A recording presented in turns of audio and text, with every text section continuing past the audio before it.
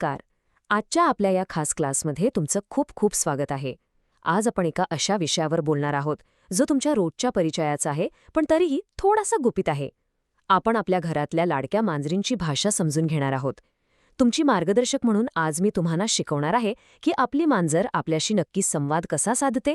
हा खरंच खूप सुंदर विषय आहे आणि मला खात्री आहे की आजचा हा क्लास संपेपर्यंत तुम्हाला तुमच्या या छोट्या मित्रमैत्रिणींबद्दल खूप काही नवीन शिकायला मिळेल. तर आजच्या या क्लासचा आपला अजेंडा अगदी सोपा आहे. आपण 3 महत्त्वाच्या गोष्टींवर लक्ष केंद्रित करणार आहोत.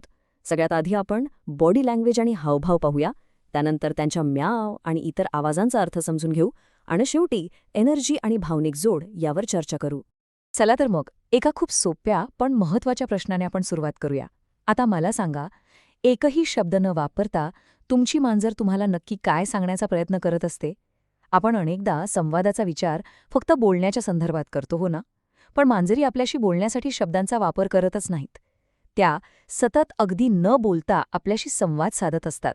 त्यांची प्रत्येक हालचाल, प्रत्येक कटाक्ष हा त्यांच्या या शांत भाषेतील एक शब्दच असतो. चला तर मग आपल्या पहिल्या सेक्शनकडे वळूया, बॉडी लँग्वेज आणि हावभाव म्हणजेच त्यांचे शारीरिक संकेत ओळखणे. हे बघा, मांजरींची ही शारीरिक भाषा जर तुम्हाला अचूक वाचायला शिकायची असेल ना, तर मी तुम्हाला मुख्यत्वे 3 गोष्टींवर लक्ष केंद्रित करायला सांगेन. आणि त्या गोष्टी आहेत शिपटी, कान आणि डोळे. बस, जर तुम्ही ह्या 3 अवयवांचे अचूक निरीक्षण करायला शिकलात ना, तर तुम्हाला तुमच्या मांजरीच्या मनात नक्की काय चाललंय हे लगेच समजेल. चला, आपण एक एक करून बघूया. सुरुवात शेपटीपासून करूया. मांजरीची शेपटी म्हणजे त्यांच्या भावना ओळखण्याचं एक अगदी उत्तम बॅरोमीटर आहे. जेव्हा मांजरीची शेपटी अगदी सरळ वर असते तेव्हा ते एक खूप छान लक्षण आहे. याचा अर्थ स्वारी एकदम आत्मविश्वासाने आणि आनंदात आहे. तिला तिच्या जागेत अगदी सुरक्षित वाटत आहे.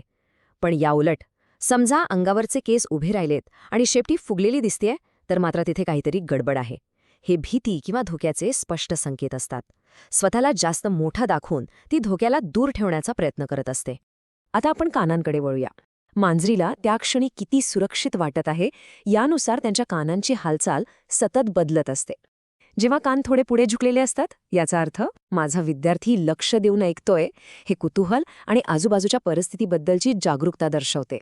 पण दुसरीकडे जर तेच कान मागे खेचलेले किंवा डोक्याला अगदी चिकटलेले दिसले, तर मात्र हे स्पष्टपणे बचावात्मक लक्षण आहे. याचा सरळ अर्थ असा की मांजर रागवली आहे किंवा घाबरली आहे. अशावेळी त्यांना थोडा वेळ एकटं सोडलेलंच उत्तम. आणि आता शेवटचा शारीरिक भाग म्हणजे त्यांचे डोळे. मांजरीच्या संपूर्ण बॉडी लँग्वेजमधला हा कदाचित सर्वात सुंदर भाग आहे. तुम्हाला माहिती आहे, जेव्हा मांजर तुमच्याकडे बघून अगदी हळूवारपणे डोळे मिटते आणि उघडते, तेव्हा ती खऱ्या अर्थाने तुमच्यावरचा विश्वास व्यक्त करत असते. याला आपण कॅट किस असंही म्हणतो. पण तेच जर तिचे डोळे खूप मोठे आणि विस्फारलेले असतील, तर ती कदाचित खूप घाबरलेली असू शकते किंवा अतिउत्साहात असू शकते. त्यामुळेच नुसतं डोळ्यांकडे बघून चालत नाही, तर शेपटी आणि कान यांचाही एकत्रित विचार करावा लागतो. आता वळूया सेक्शन 2 कडे. म्याव आणि इतर आवाज. मांजरीच्या आवाजांचा नेमका अर्थ काय? तुम्हाला एक गंमत सांगू? आपल्याशी म्हणजेच माणसांशी बोलण्यासाठी मांजरी मुद्दाम वेगवेगळ्या आवाजांचा वापर करतात. हो, आता बघा, पहिला प्रकार म्हणजे छोटा किंवा मऊ म्याव. ही एक प्रकारे प्रेमाची हाक असते किंवा माझ्याकडे लक्ष द्या अशी एक नम्र विनंती असते. दुसरा प्रकार म्हणजे मोठा आणि सततचा म्याव. हा आवाज खूप तातडीचा असतो, जो बहुधा भूक लागलीय, ताण आहे किंवा एकटेपणा वाटतोय हे दाखवतो. आणि तिसरा प्रकार फुसफुसणे किंवा गुरगुरणे. हे धोक्याचे अगदी स्पष्ट संकेत आहेत. मांजर तुम्हाला स्पष्टपणे सांगत असते की तिला असुरक्षित वाटत आहे आणि तुम्ही थोडे लांब राहावे. आता या आवाजांबद्दल बोलताना मी तुमचे लक्ष एका अतिशय विशिष्ट आवाजाकडे वेधणार आहे. तो म्हणजे परिंग किंवा घशातून येणारा तो गुरगुरण्याचा आवाज. आपण अनेकदा असं मानतो की मांजर आनंदी असली की असा आवाज काढते, आणि ते बऱ्याच अंशी खरंही आहे. ते आरामाचंच लक्षण असते. परंतु काही वेळा जेव्हा मांजरीला वेदना होत असतात किंवा तिला चिंता वाटत असते, तेव्हा स्वतःला शांत करण्यासाठीही ती असाच आवाज काढते. म्हणूनच मी नेहमी सांगते, या आवाजाचा अचूक अर्थ लावण्यासाठी आपण मगाशी शिकलेल्या बॉडी लँग्वेजची जोड देणं अत्यंत गरजेचं असते. चला, आता आपण आपल्या क्लासच्या शेवटच्या आणि अतिशय महत्त्वाच्या धड्याकडे वळूया. सेक्शन 3, एनर्जी आणि भावनिक जोड. स्पंदनांची न दिसणारी भाषा. बघा, मांजरीनं अत्यंत संवेदनशील प्राणी असतात. त्या आजूबाजूच्या वातावरणातील एनर्जी आणि भावना अगदी अचूक आणि पटकन ओळखतात. जेव्हा घरात शांतता असते तेव्हा त्याचं रूपांतर एका शांत आणि आनंदी मांजरीत होते. पण जर घरात ताणतणाव, राग किंवा नकारात्मक एनर्जी असेल ना, तर मांजरीला ती स्पंदने लगेच जाणवतात. आणि या नकारात्मकतेमुळे मांजर तुमच्यापासून दूर जाते, कुठेतरी लपून बसते किंवा वेगळ्याच पद्धतीने वागू लागते. म्हणूनच तुम्ही पाहिले असेल, मांजरी नेहमी शांत माणसांजवळ जाऊन बसतात आणि रागावलेल्या माणसांपासून 4 हात लांबच राहतात.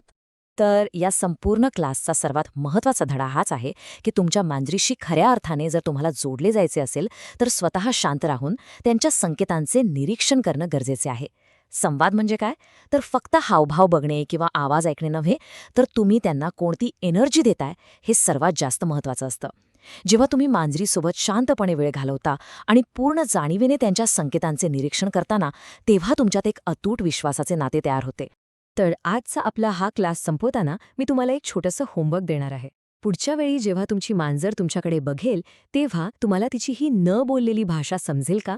मला खात्री आहे की तुम्ही ह्या सर्व गोष्टींचा नक्कीच वापर कराल. तिची शेपटी बघा, कान आणि डोळे पहा, आवाजाकडे लक्ष द्या आणि सर्वात महत्त्वाचे म्हणजे तुमची स्वतःची एनर्जी तपासा. तुम्हाला नक्कीच जाणवेल की तुमची मांजर सुरुवातीपासूनच तुमच्याशी खूप खोलवर संवाद साधत होती.